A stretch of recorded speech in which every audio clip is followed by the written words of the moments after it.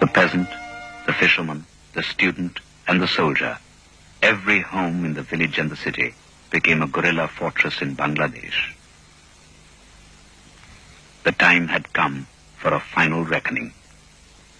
As we followed the struggle of the Mukti Bahini and filmed some of the liberated areas, we heard a song composed by a little boy of 8 in a battlefield. He sang, Bangali jegese ebar rakha toder নাই তেরি বছরের হিসাব নিব এবারে তোদের ঠাই এবারে তোদের ঠাই The Bengali is awake now. You cannot escape. We have to even the score of the last 23 years.